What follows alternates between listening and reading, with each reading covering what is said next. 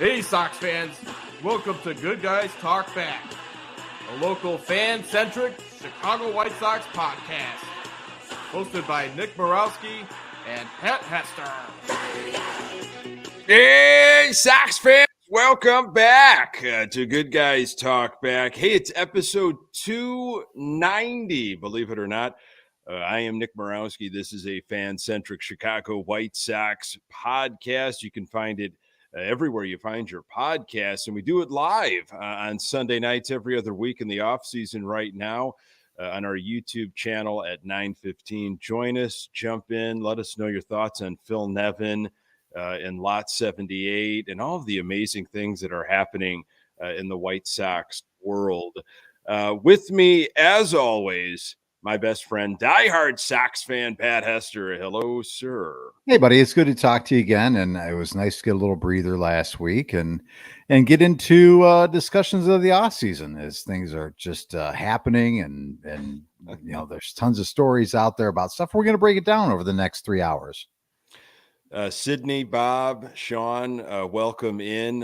Thank you so much for spending your Sunday night with us. I'm starting to feel like October. We've got temperatures in the 50s this week here in the Chicagoland area. Did you run the marathon today, by the way? I would run the marathon and then do the Sox podcast. I know you would. You've run it. How many times have you run the Chicago Marathon? I have run the Chicago Marathon twice, and I did not this year. And thank goodness I didn't, because you have to really be serious about it. I think you have to put a lot of training in. I would think it's something you fall out of bed with potato chips falling off your belly. Like, on this marathon today. Give it a shot. The old college try. You got to put the time in. I just didn't have it this summer, so it's a good thing. But I'd like to get one more in. 5 years ago is when I ran my last one. I actually got a notification on old Facebook that let me know. So how long? What is the training like for that for a marathon? When do you have to start? So if you're looking at a year from now, it's October. When do you got to start training for next year's marathon? Well, I think it's good to kind of stay in some sort of a running shape throughout the winter and spring. But that's good. Sort of program would be nice, Pat. Dietary as well. Mm-hmm. And then the official program, I ran with the Chicago Area Runners Association, CARA. Outstanding experience. If anybody is serious about doing some long distance running, and I think support is very important when doing this. They will pace you. They will help you throughout the whole process. You've got some real professionals. That started the first week of June. And then I think we stopped meeting maybe the last week or 2 weeks before the marathon. Okay. So it's a good stretch. It's all of your summer. And we met every Saturday morning and ran our long runs along the lakefront path. We met at Montrose Harbor. And then during the week, you're kind of on your own. But you could also there's some meetups that happen because people do some speed running and some weightlifting stuff. You have to be disciplined, but I found it to be so meaningful to have a group that we kept each other honest, so to speak. And it was about 15 to 20 of us that ran in a pack on, you break into your time, whatever your time interval is going to be, whatever you want to run the marathon in, it's separated by that. And I was proud to say I wanted to run a sub 4-hour marathon back in 2019. And I came in at 3 hours and 56 minutes. So look at you. Now in this group, I've heard, I don't know, because I'm the shock of the world. I've never run anything in my life. I've heard though that runners will sometimes, if they can't find a bathroom, will just defecate as they're running. So do you do that as a group as well, or do you break off and do that separately? I have heard those stories, and I hate to say it, but during the marathon in 2019, I saw it. I saw people in front of me, just stuff was down their legs. You could just tell. Like they're just powering through it. There's no hiding it. I mean, and once you get past 20, because that's the longest amount of miles you run with your group, you run 20 miles and you never go more than that. Okay.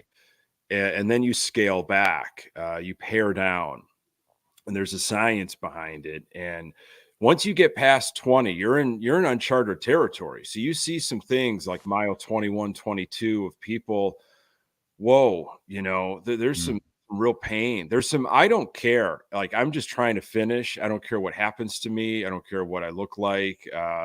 So yeah, you see some wild stuff. It's and the way the race is mapped out in Chicago is, if you're familiar with like the museum campus kind of near Grant Park, there's a hill you have to run up. And like that's mile 24, 25. And so your thighs are just barking, your hamstrung, they're about to snap. And then you got this little hill you got to go up before you hit the straightaway. And yeah, it's powerful. It's really right, it's an amazing day. Congratulations to anybody and everybody that ran it. And the support is outstanding. People come out. Each neighborhood does their own thing. So it was beautiful weather, and congrats to all the runners. Yeah, good for them. Yeah. I'm excited for them. So I ran one in my 20s and in my 30s, and I'd like to run one in my 40s. That's my plan. Well, you got to get on that then, Nick. I mean, time is running out, old man. I know. I'll let you know if I sign up. Usually the signups are shortly after the marathon's finished, so I got my eyes on it. Let me know if you need some motivation. I'll help. I will. Howard, Matthew, Greg, Joe, thank you so much for jumping in and joining us. I've got I've kind of got a playoff beard going right here, and but it looks great, by the way. I mean, nobody grows facial hair like a Nick Murawski. I mean, like 1 second it's clean shaven baby face, and then you turn around, and then boom, he looks fantastic. Good for you. Yeah. So I'm getting the mustache is coming back eventually. People have reached out. There have been some concerns. So yeah. Speaking of playoffs, Pat, it's exciting, I think. MLB playoffs, man, you might not like the teams that are around, but there's been some exciting baseball, buddy. Yeah, and you know what?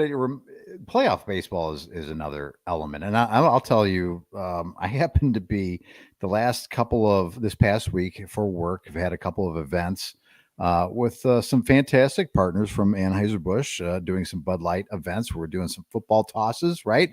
Went a trip out to go see the Bears play the 49ers in December. So, if you're not doing anything tomorrow, come on out to Almost Home in Wrigleyville. You get to win a chance to go out to San Francisco in December. Beautiful out that way in December. It really is. So come on out and hang out with good old Pat Hester and Shay Norling. Shay, the producer of the Cap and J Hood show. He's been hosting these events, and I was lucky enough to help drive Shay. It was driving Miss Shay the last couple of events. He needed a ride, and not because he didn't have a car. Not because he was unable to drive, strictly because he's a Tigers fan and wanted to watch the Tigers game in my car from his phone. So it was a great experience watching somebody else live through really close playoff games in my car, and he's screaming and yelling. Yeah, intense. And nobody on the Tigers can hit, and he hates everybody. Then 2 seconds later, he loves everybody. And I think to myself, boy, do I miss it. I miss the edge of your seat, just drama and excitement that playoff baseball provides when you're a fan of that team. Like I'm enjoying it from afar, but I'm enjoying more watching somebody that is passionate about his team watch the highs and the lows of everything that goes down. So it's been, to me, fantastic. And you can say all you want about the game and the regular season and how we should improve this and look to do that. Boy, when you get into playoffs, man, it's another thing. And if you can't appreciate playoff baseball, I don't know what's wrong with you. The late game dramatics, the clutch moments, and then things shift the next inning. Envious. I would imagine you were probably pretty envious of Shay. Here we are, what was it, just a couple days ago, the 3-year anniversary of that blackout game number 2, I guess, against Houston in 2021, the Lurie Garcia game. You were there. I had a little party in my Bridgeport house. That was an awesome memory. What an atmosphere, and if it wasn't for that rain that came through, that bounce, that Monday game, and then it went to Tuesday, Sox had some momentum, man. Yeah. But that was, if you haven't been to a White Sox playoff baseball, and I don't blame you. There haven't been a lot of opportunities, but what's wrong with you? Why haven't you got out to more White Sox playoff games? I mean, are you a real fan or what? Yeah, exactly. I mean, it's and I think just this past week too, we celebrated, because this is when you have to, with the White Sox fandom, you got to go back in time. You got to celebrate these moments. Game 1 of the 2005 ALDS, Red Sox in town against obviously White Sox hosting a playoff for like the first time in forever. Mm-hmm. I was there with my parents and my brothers. We were out in left center.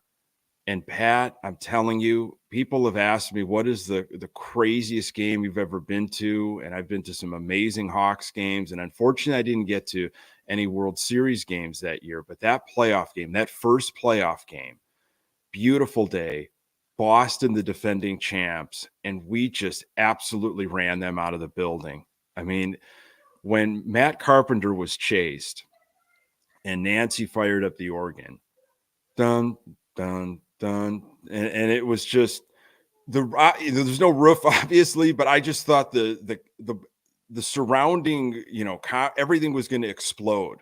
I mean, it was thumping, it was deafening. Yeah, what an atmosphere. And 2021, the Lurie Garcia game, MLB playoffs, they can be duds every now and then, but I've enjoyed it. I've enjoyed it these last couple weeks. Well, you know what you're enjoying it, Nick, is because of the star power that has been involved in these playoffs. You look at what the Mets offer, you look at obviously what the Dodgers have to offer, and then you go, to New York and the Yankees and what they can do. Now, the Guardians are the ones that probably you're not going to outside. We know the Guardians and obviously the bullpen that's going to give you troubles, but you're not going to look up and down that lineup and go, wow, the superstar. Now they do have a lot of good players, a lot of good offensive players. But when you're talking superstar that are going to get national attention, you're not going to find them on the Guardians. But boy, oh boy, I mean, you're looking at a really compelling World Series.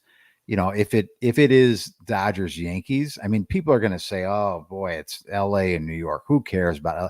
Listen, man, you get Judge and Soto and Giancarlo Stanton, and you got all the Dodgers have, and I mean, that's cool, right? I'm in for that type of thing, and I think it'd be good for the game, right? I think it's the MLB's probably praying that it's going to be Yankees and Dodgers. Oh, I mean, sure, that's going to be just like a great advertisement for what the game is and the excitement that it can bring. And for us, for locally, you're looking at throughout this playoffs, all the ex-White Sox that have been involved in some way, shape, or form. Most notably for me is Kopech, and not just in what he's done in the playoffs, but looking what he's done, or looking at what he has done for the Dodgers since he's gotten there. And I texted you earlier, and I meant to put seller's remorse. I put buyer's remorse, but seller's remorse on getting rid of Kopech. I think you and I probably to a man would have said, man, get this guy out of here. He just needs a change of scenery. He's washed here. He can't figure it out. And maybe that's what it took, is a change of scenery for him. But he looks like a completely different guy, commanding his stuff in the zone and just like electric. So good for him. I'm happy for him. Yeah, I'm happy for him too. And, you talked about buyer's remorse. I guess I don't feel that way because we don't have an organization, a coaching staff. We didn't have an environment that I think was able to help him. Clearly, it's not his stuff. All right. He has the stuff. It wasn't a health issue. I think we talked a lot about it's between the ears, and maybe it was where between the ears, he just couldn't comprehend what the Sox were saying. Maybe the Sox didn't know how to communicate. Maybe Kopech didn't want to listen. Maybe the Sox were saying things to him, but Kopech just didn't want to believe it at that time.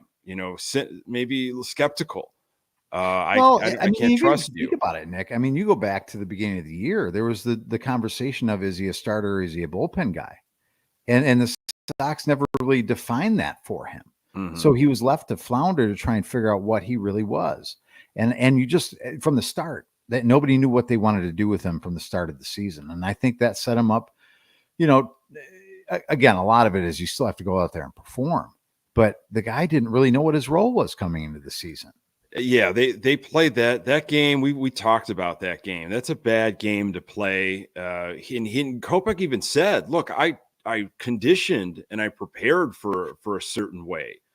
And so he said all the right things of, sure, whatever I can do to help the team. But, secretively, and maybe it started to come out a little bit more publicly, he was pretty bent out of shape over that. And I think he's come out and he's talked about what LA has said to him. By the way, it's so weird that Mark Pryor is the pitching coach with the Dodgers, but their philosophy, their whatever they are aiming to do, how they want to get that message across. And obviously the players have to perform, putting him in the right situation, maybe the analytics, maybe the video, maybe they're breaking things down for him in a way he can understand it. If this is how you've been using your pitches, you're not mixing things up. You can't rely on what you were doing in Chicago. That's obvious. We're highly recommending you try to go with this type of buffet in terms of pitch, grips, pitch, whatever you've got in your arsenal. We need it, and this is where I think you should be utilizing it in different leverage situations. All stuff that perhaps, the Sox might have presented, but maybe it was just not done in a way that Kopech could understand or wanted to understand at the time. I don't know, but he looks like a completely different human being. And maybe the people delivering the message too. So if you think about it doesn't seem like a lot of the players had a lot of respect for Pedro Grifol, right? So shocking. Absolutely shocking. And then you go to a staff that, seemingly people do respect and has some, skins on the wall in terms of success and continuing to get to the playoffs and that kind of thing. So, it's different when it comes from people that have a little bit of clout from rather than somebody that's kind of a clown. Yeah. Carlos Rodon, I think, is going to start the ALCS. Yeah. Isn't that something? Yeah.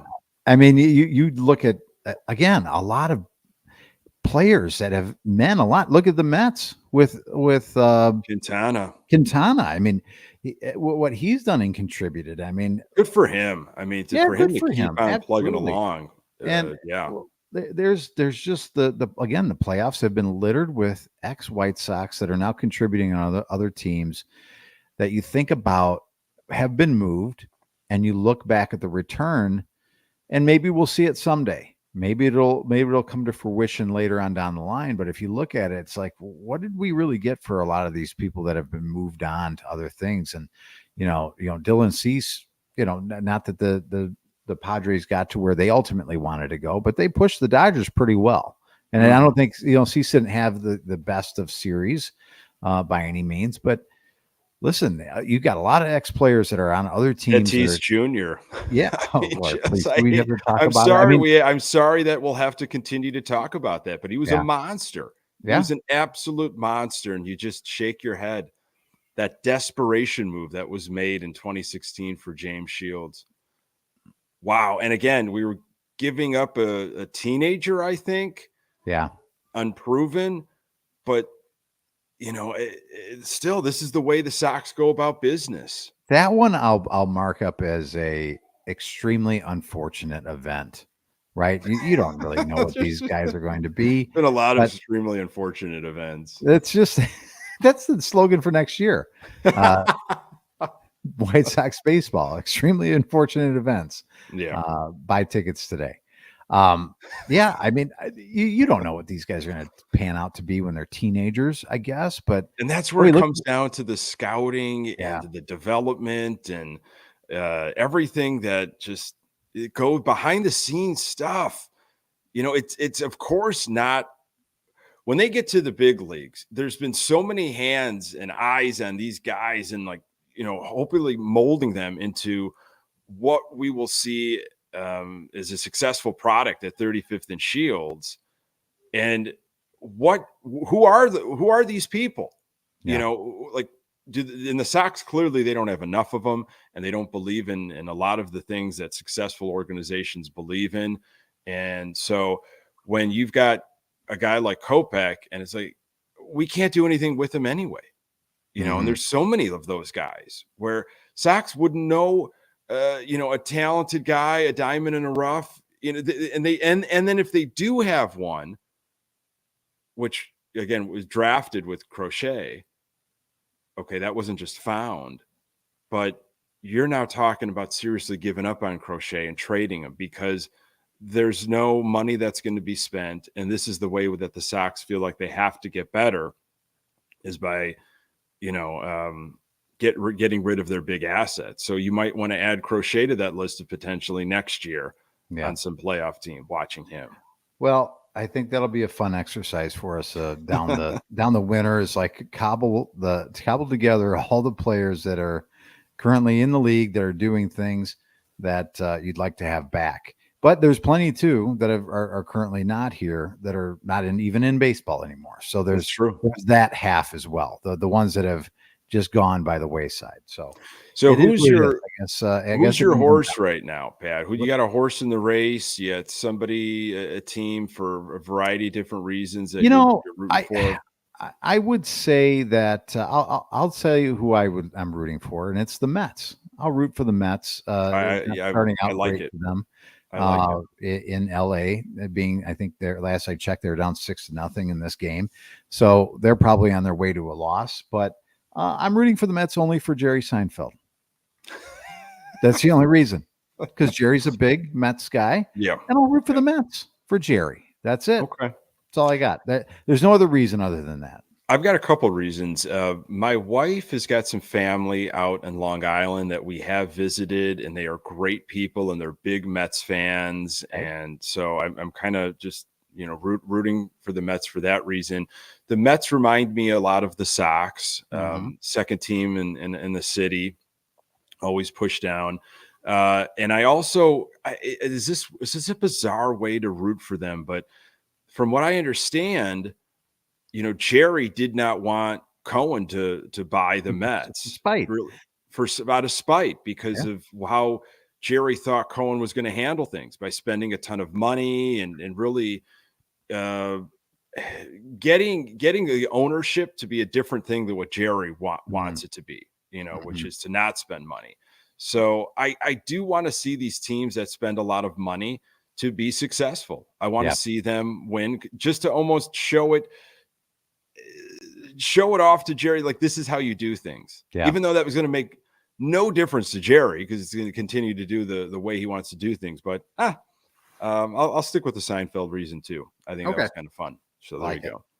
Love it. Yeah. Nice game, pretty boy. Peyton. Yeah, a lot of Mets references in the series as well. And we're going to talk about a former Met manager in just a moment here when we get to all these rumors. Some folks mentioned it in the chat here live. And if you don't mind me just taking a couple minutes, just to I want to thank so many people that have reached out and have listened to this new podcast adventure of mine, Sox and Sober.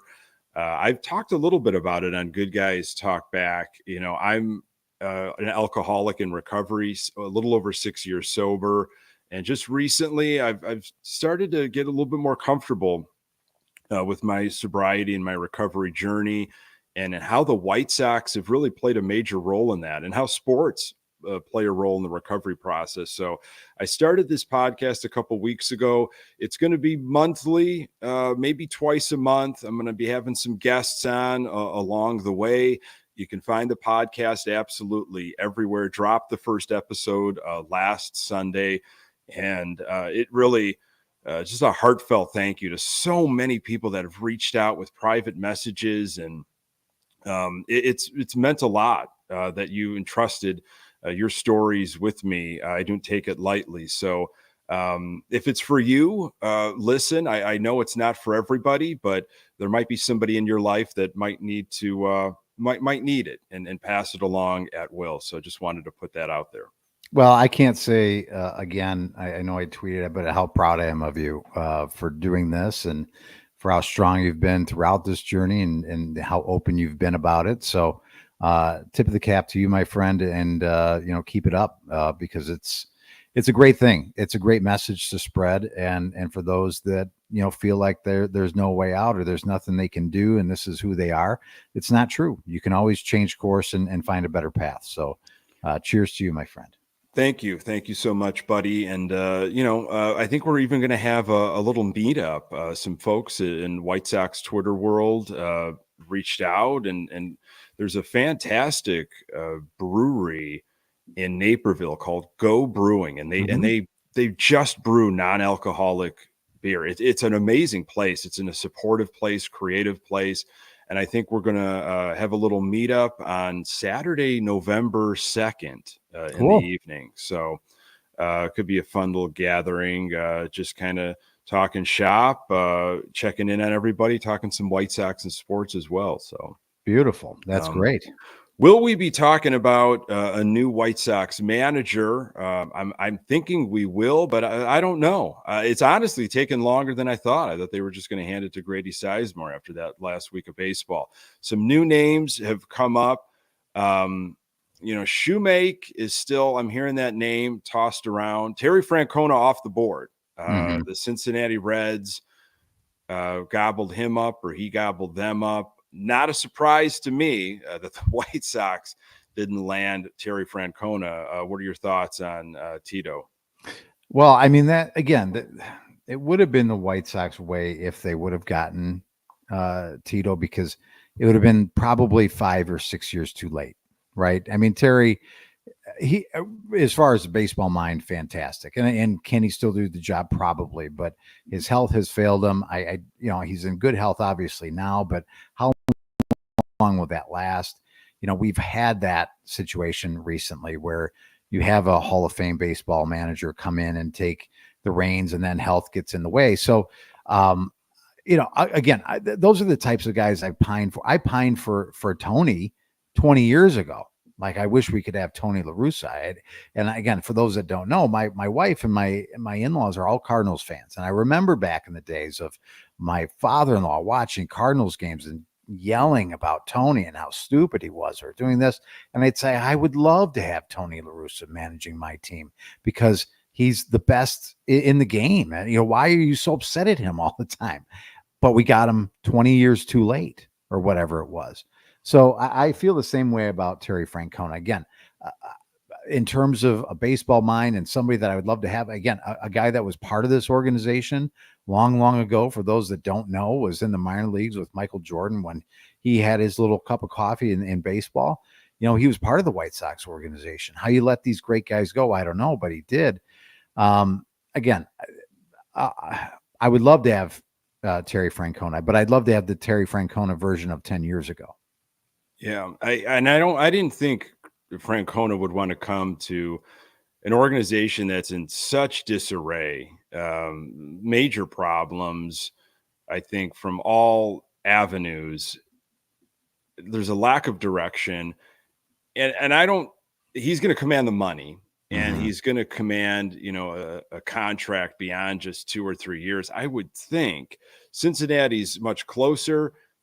It's not like Cleveland and Cincinnati are that close, but Francona might have, some roots still planted in Ohio. And hey, this makes sense. And there you go. So I wasn't too surprised by that. It sounds like a lot of the White Sox coaches are in this holding pattern, waiting for whenever these decisions get made. I haven't heard of any coaches that necessarily were released. At least it hasn't been publicly. I did hear about Willie Harris '05 World Series hero Willie Harris and the Cubs went their separate ways. And I know Willie Harris, wasn't he interviewed years ago when the Sox were looking for it could have been when the Sox hired La Russa, and like Willie Harris was the other guy that got an interview. Did I hear that story right? Did you hear I that? remember Willie Harris interviewing or had interest in managerial jobs. I don't recall that it was with the Sox, but I mean, that would make all the sense in the world if it was. Yeah. So, and he's talked about wanting to manage, and I know he's talked about wanting the Sox job. So I wonder if he gets an interview. The other name, before we get to John Heyman's list that came out a couple days ago, Buck Showalter. Speaking of Mets, former Met manager, Buck Showalter's name has been mentioned. 4-time manager of the year. Last managed in 2023. He's 68 years old and wants the job. That's part of the rumor. He's really pining for it. He wants this job. He wants this job, which is crazy that anybody at all would want this job, let alone somebody that's, at that, he's done a lot in baseball. And you'd think Buck Showalter, if he's going to get back into managing, it's like, give me a team that's close. Yeah. I don't know if it's a challenge thing for him, but what do you think about Buck? I mean, I'd be all about it because that comes with like to me, he's still at the age of 68, still in that, I think has the ability and would be here long enough to see, I guess, whatever kind of rebuild that there is on the way, he could see it to its end.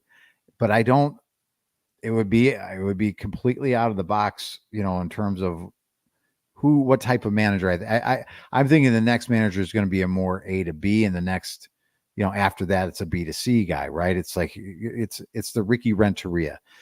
Can you work with this and develop some guys and create a good culture? And then, when we get to the point where we're really ready to win, we're going to discard you for somebody else. I can't imagine it, because the way I think about this job, it reminds me of, if you're a Brian Regan fan, a stand-up comedian. If you're not, I don't know why you're not, one of the funniest men on the earth. He had a joke about, he goes, I think he said something like, I wouldn't want to be the president of the United States because I feel like I get woken up like this every day. Problems, lots of problems. And that's how I feel like it would be if you're the manager of the Chicago White Sox every day. Hey, problems, lots of terrible problems happening today. More problems. Yeah, there are from all sides of it. And then you factor in the stadium thing, which we'll get to in a little bit. And I just feel like there's PR stuff. And of course, what has happened over the last couple of years with the product and where we're going, and the fan just unrest, which is completely justified. There's a lot of anger. And so on one hand, you feel like you want to maybe bring somebody in that's got a veteran presence. I've been through all of this with teams. I walk into a room, my resume speaks for itself. I've never maybe done something like this where we've got so much that needs to flip, but that's the old thing we used to talk about with you bring proven leadership in from outside the organization. And I feel like you're going to get a different attitude. You're going to get a different tone. It's just, does Jerry want to hear those other voices? And all the articles that have come out over the last couple weeks, month that we've read and fans have read that, the answer is no. Jerry doesn't want to hear any of those things. Jerry thinks he's the smartest man in the room and doesn't want to bring in an outside winning perspective, because that means so many other things are going to have to change. So this list here that John Heyman of the New York Post released just a few days ago, I don't know about this. Former Angels manager Phil Nevin is on this list as potential White Sox managerial targets. St. Louis Cardinals bench coach Daniel Descalso among that on the list. And then one big target is Rangers bench coach Will Venable. the seeming heir apparent in Texas who turned down the Mets. So I've heard from people close to the Rangers saying that Bruce Bochy is not going to be around very long, and that would probably be Will Van Abel's job once Bochy leaves. So maybe he's not going to leave. And there was another, there was a connection perhaps to a Los Angeles Dodgers coach, but why would you leave the Dodgers organization? I guess if you just feel like you're blocked and there's no way, but then why would you come to the Sox? You know, why would somebody from an amazing organization that where everything is like money is spent, things are done right, why would you come here knowing everything that you know about this organization? It really comes down to you're one of 30 teams, right? Yeah. It's one of 30 jobs that exists on the earth, and you could have one of them regardless of what type of job it is. There's only 30 of them out there. So and people, there are some people that really look at it and go, they thrive on a challenge. This is going to be a challenge. This is how I leave my mark. This is my legacy. If I can come in there and do what I know I can do and turn this around and, instill a philosophy, I can really make a name for myself. I took the, you could look back similar to like Joe Quenneville did, when he came in and turned the Hawks around, and they were on the turnaround before Joel took over. But, that was an organization that was, rated the worst in all of sports at one point. You could probably say the same thing about the White Sox right now. And that's something for people to like put on their resume. Like, I did this with seemingly nothing. But I think it's going to come down to what's the relationship like with any of these people. What kind of relationship do they have with Tony? Right. Because that's, I ultimately think that whoever has a relationship or whoever Tony likes is who's going to get this job. I mean, to me, there's no other voice louder in that building than Tony La Russa. So yeah, if Tony gives these people the stamp of approval, they're probably going to be the next manager of this club. Yeah, he has a powerful voice. Greg put it in the chat here, and I just posted it, and I agree. It's I do think the Sox have to really convince somebody to manage for them, opposed to a candidate trying to convince the Sox to give them the opportunity. I think Greg said it best. I don't think they have their pickings. I don't think they could just, offer somebody a contract and say that's the thing we as Sox fans always talk about with free agents. Like, oh, what about this guy or this guy? Wouldn't this be great? Or, I mean, come on, let's be serious here. Yeah. Like, separate things in tiers and go down to like tier D and then start, thinking from there. And I think that's the way with managers right now. Yeah. It's like there could be some attractive candidates out there. We'll see what other teams might have openings. I think there's going to be maybe some candidates that are playing, they're holding a little bit of like, where else are there openings? Is there a better offer? Yeah. With an organization that's closer to winning, that has better stuff going for them. Could be a geographical thing. But I do think they're really going to have to sweeten the deal somehow, or it's going to be a Grady Sizemore type of thing of what's the point? You're here, you seem to have that kind of like rebuildy type of energy, trying to get guys to play. You want this for 2 years, 3 years until things galvanize. And then we're going to probably bring somebody in that has been through the ringer, has got some playoff success, that can really handle some veteran presence as well, along with young guys. I don't know, but who cares? Honestly, I still think that the Sox have got far more issues than just manager. Obviously, great players are going to make a good manager, and they're going to be lacking on those players. Right. What's the vision? I'm still like, what's the plan here? And I'm sure we'll get a better idea in the off season. But I think just because I kind of want somebody with some managerial background, with a resume. That's where I don't necessarily have a name just quite yet, but I'd like to have somebody that's managed before. It doesn't have to be an A-lister or B-lister, not that the Sox can get them. So I want it to matter somewhat, even though I say, does it really matter? But if they could find somebody that's got some experience and has done it, and that's where Shoemake probably, he won Manager of the Year. Marlins didn't have a very good year at all this year. I guess it could be a good fit, but I think there'll be more names that come out. Yeah, I'd be interested. I mean, I don't know many of these people, but it'd be interesting to talk to somebody that's had a bench coach type of role, or third base coach, or just any kind of somebody on a coaching staff, like an Ozzie Guillen, right? Had been on coaching staffs before, and then finally got his opportunity to manage.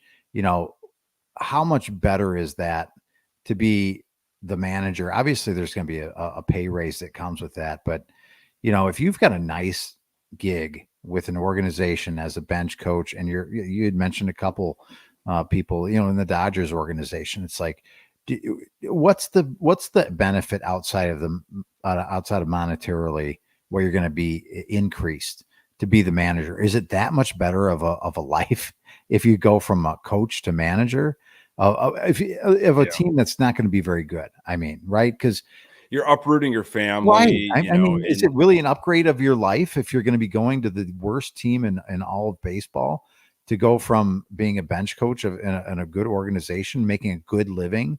I mean, I don't know what these guys make, but I would have to assume that they make a pretty good living. You go from $100. If it's your dream job, I feel like, you'll move mountains. As you're speaking, would this be insane? I think Joey Cora is still around baseball. He might be with Detroit. And there's a guy that, depending on who you talk to, really pulled a majority of the strings for the White Sox in 2005 and beyond.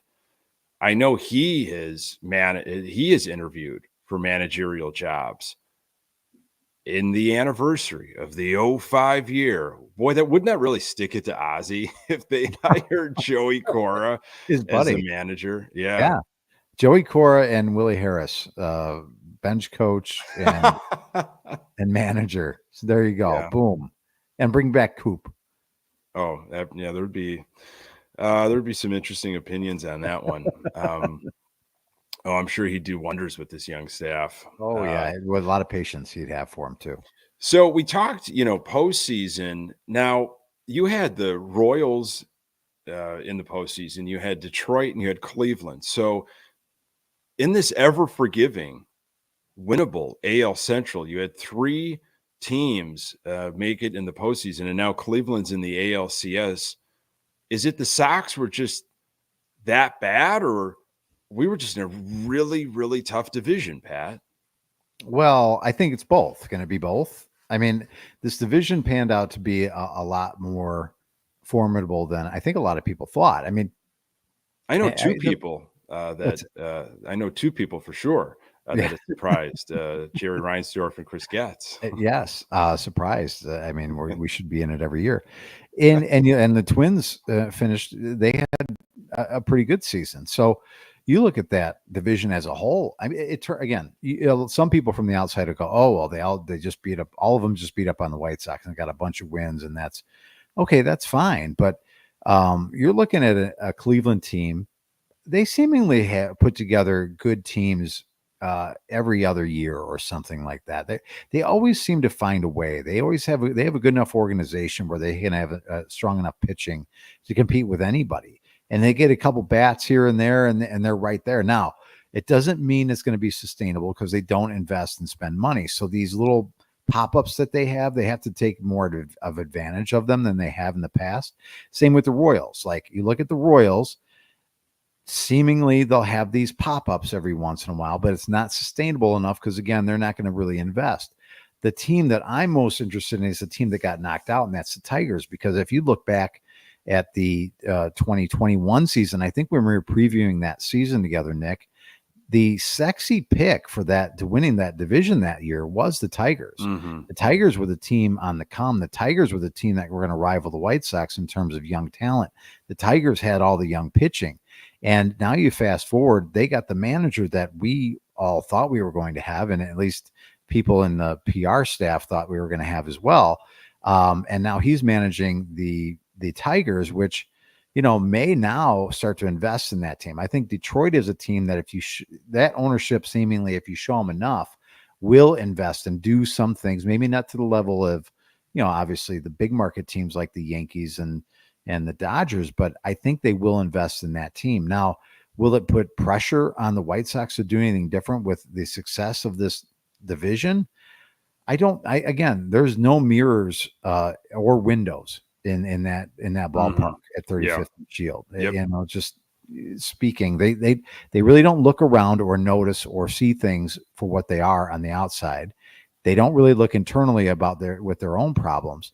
And they just assume that because they are who they are, which, you know, they have no history to go back on to say that, you know, they've done anything to deserve it, but they seemingly think that they deserve to just roll out of bed and then win this division every year when they haven't done it in back-to-back years consistently enough over 40 years. So I don't think it'll put pressure on them. There's really nothing they can do to kind of combat it. It is what it is. You're going to be at the bottom of this division for the next 3 years or more.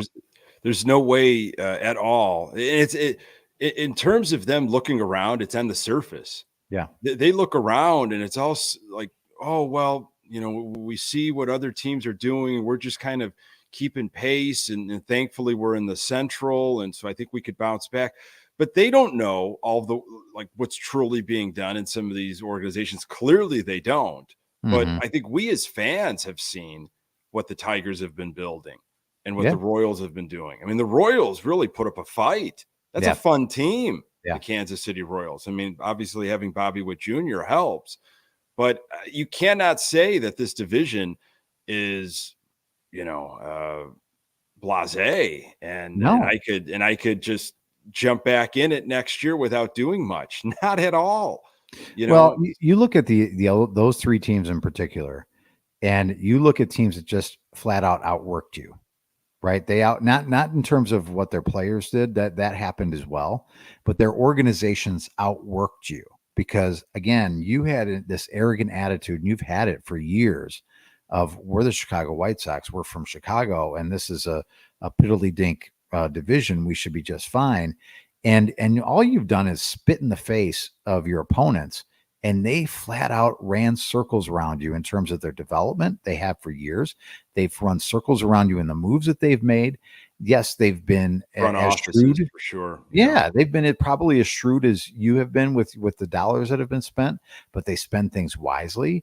And, you know, I always, again, to me, you can say all you want about the Twins being kind of the gold standard of this division for many, many years. I look at the Guardians and the way that they've developed, especially on the pitching side, and making it work seemingly when they shouldn't be allowed to make it work. My hat's off to them. That's why I dislike them so much, because they run circles. Their organization runs circles around us, and it's embarrassing, quite frankly. Yeah. You know, I've told this story, I think before. When I was doing Locked On White Sox, I had an opportunity to talk with the individuals doing Locked On Guardians, who were great baseball people. We had some wonderful conversations, and I think I asked them either during a recording when we were previewing each other's teams for an upcoming season, or it was off air, so to speak. How do you do it? How does your team do this? Trading away talent, not signing talent, whether it's position players or arms. And they just said, our front office is amazing. We have got a great front office. We love our front office. You know, they are lockstep. Like it is what moves things. And clearly it's successful. Clearly they've got a plan. They've got a program. They trust it, and it pays off. But it hasn't paid off to where I think Cleveland fans would like it to have paid off, Right. obviously. I should say to a certain degree, Right. like where they're just kind of like able to do a lot with a little, Mhm. but that's kind of what you knew was going to be the case, right? Because you're Yeah. not going to spend that big money, but to still be that relevant with how they operate, it's impressive. Would it frustrate you to be a fan of Cleveland knowing that for most years, you're only going to be able to get so far because That's a good your point. ownership Yeah. won't do maybe what's necessary to bring in another star, right? They've got some really, they've got some thunder in that lineup, but you think about it, it's like, boy, if they just push their chips in a little bit, maybe, and this could be a different thing, a different conversation we're having about the Cleveland Guardians. Yeah, I would say that would be the other conversation is, okay, we're around it, we're sniffing it every single year. If we could just, make those monumental trades and go for it, or just chase that top free agent, I feel like we would not just be hanging around, but we would be, a juggernaut.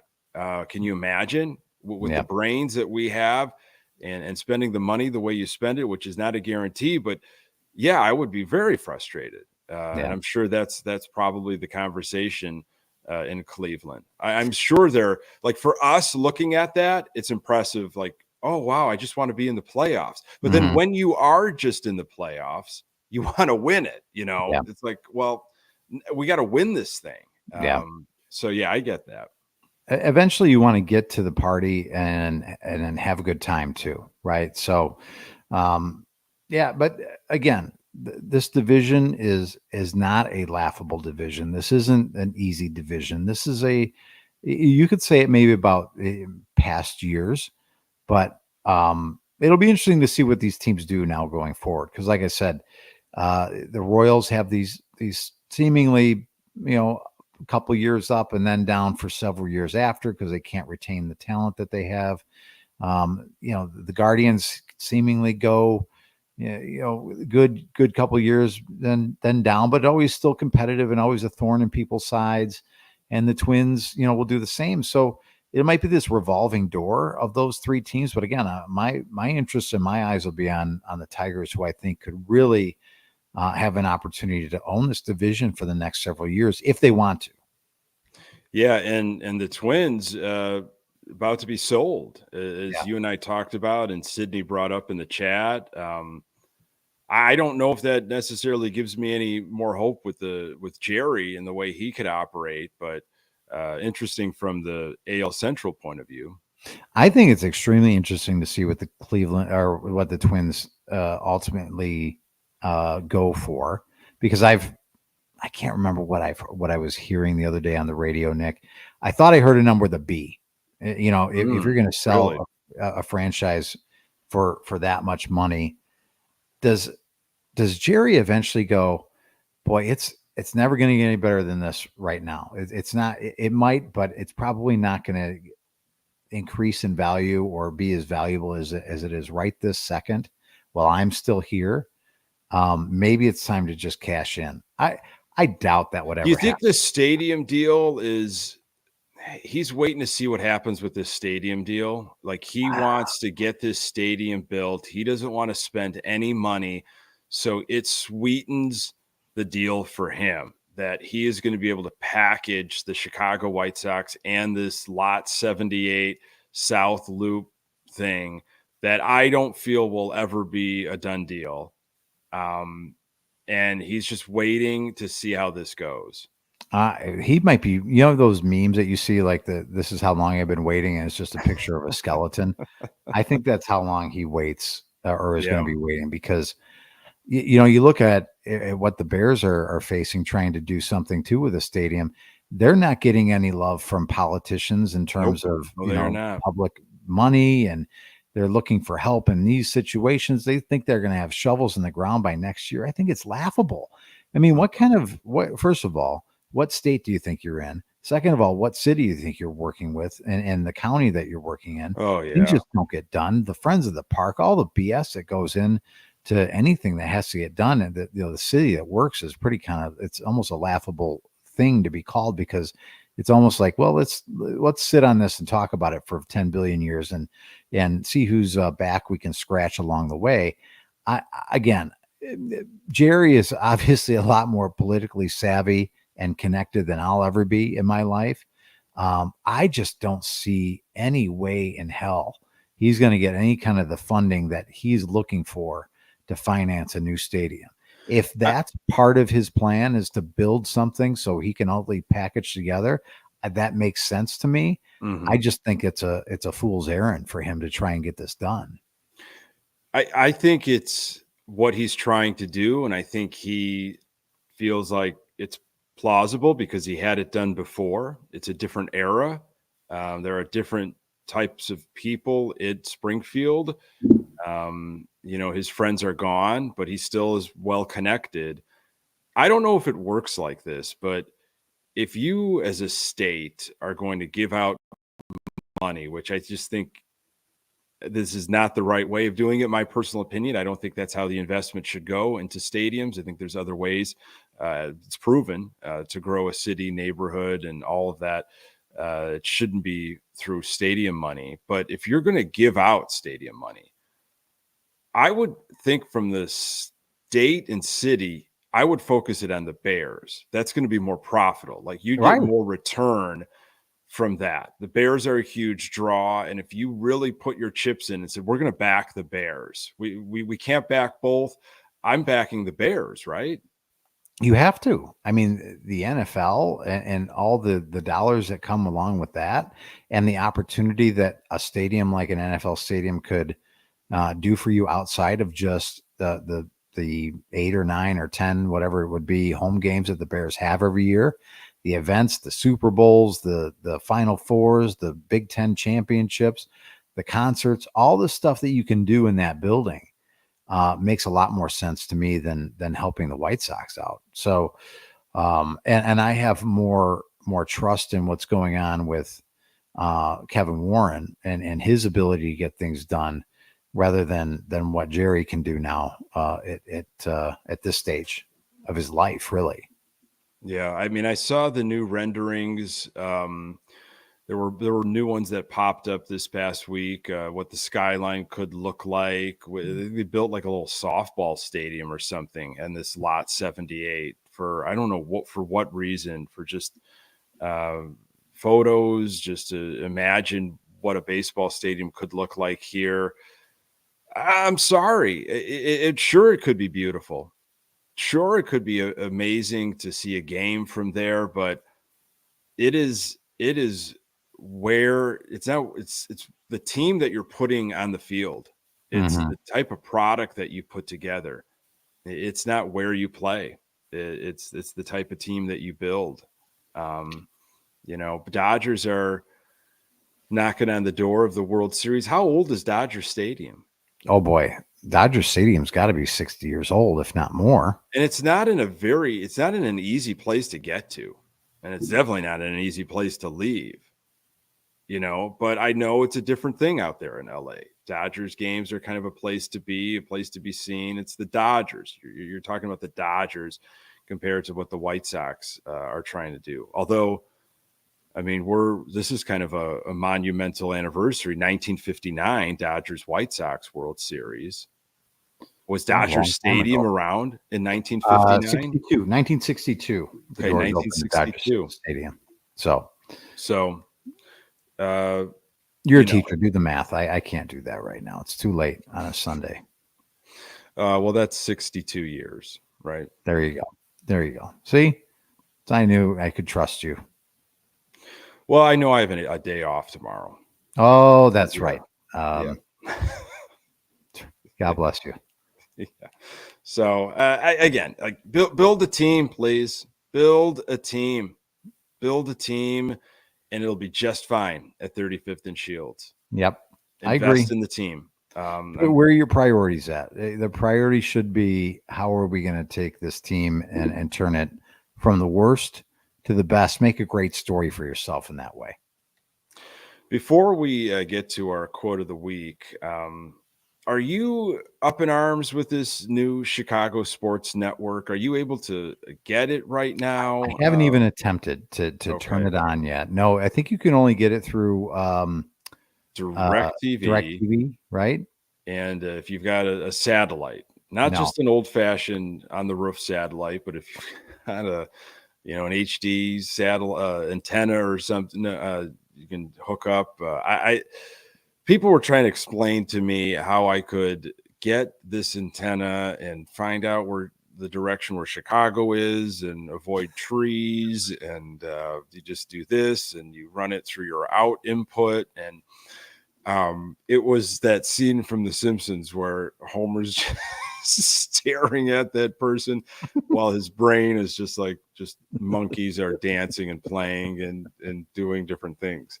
And I was just kind of nodding at this person that took their time to explain all of the HD antennas. It's just okay. Just tell me when it gets on through Comcast and I'll tune in. I'm not overly concerned at this point. No, I haven't tried to turn it on. But, again, the arrogance of these organizations to just think, we're going to do this and surely people will pay and seek us out. Not when you're putting out crap, listen, the most intriguing thing that they have right now would be the Hawks and Connor Bedard. And they're not going to be very good again this year. It's not like they're going to be putting up a lot of points. So I'm not racing to figure out this thing for the Hawks or Bulls right now. I mean, if I had the access, I'd probably flip it on and watch. But that's not a motivation for me.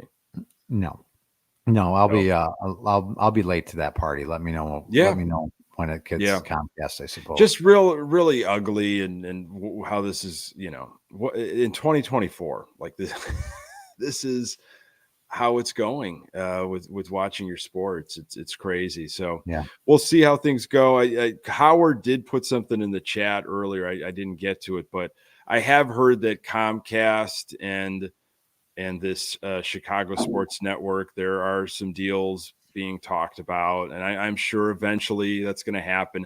I've heard YouTube TV just doesn't want to deal with regional sports, so it's not really on Chicago Sports Network, not their fault. It's probably a YouTube TV. So I don't know what I'm going to do. I'm a YouTube TV guy. Yeah. So then you're going to have to pay attention when this person tells you that you have to put an antenna on top of your roof. And listen, man, I wonder if I could get one of those old school. Remember those old, huge satellite dishes that people would have in their backyard, like in the the big early saucer 90s. things. Yeah, those big saucers. I wonder if I could get one on eBay or something and just. I think you should with an instructional manual. If I could just install it myself. Just run a direct line right to that, right into the. I just got to plug it in, right? I just got to plug it in so I get an extension channel cord. Should it be on? Sir. Just plug it in. Yep, gotta go. Nick, it's so easy. You just put the antenna here, and then you run this Ethernet cord through here, and then drill a hole in your wall, run that cord, and then right in the back of your TV, boom. Yeah. Then you should. I'll figure it out. That's going to be my project this offseason. I got a lot of different projects. This will be one of my projects. Another thing for you to wrestle with, Nick. Well, folks, it is just always enjoyable to be able to rub shoulders with like-minded people, and we find this on Sunday nights here on the Good Guys Talk Back YouTube channel. Always a pleasure. Thank you so much for jumping in the chat, and if you're listening to the podcast, the audio, it's of course available everywhere, and if you find yourself available on Sunday nights at 9:15, join us live. You can find the podcast everywhere. We're on Twitter X at Good Guys TB. We've got a Facebook fan page. Here is your quote of the week from Chris Getz on what he is looking for in a manager. I think that is really, it comes down to the individual, Getz said back in August. Although they might be green on their resume, they might be a brilliant mind and can be an effective leader and can be molded quickly. And then you've got others that, have perhaps a longer history of success at the major league level and walk into a room and have instant credibility. And that could be a great fit for us as well. So, I think it's a wide range of possibilities on who's going to be our next manager, but we certainly are as open-minded as we need to be, end quote. I have this. I don't know if I've asked you this before, Nick. Your beautiful son, Vinny. When you read to him at night, do you read in that same sarcastic, like biting tone that you do for all your quotes?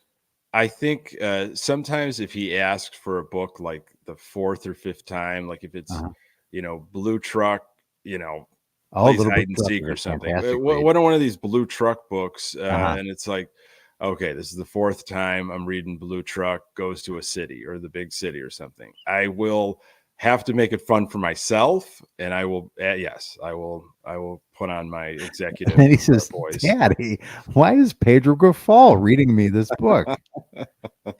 Then that's lights out. Then it turns into a horror story. Oh my goodness! Well, that was lovely. Yeah.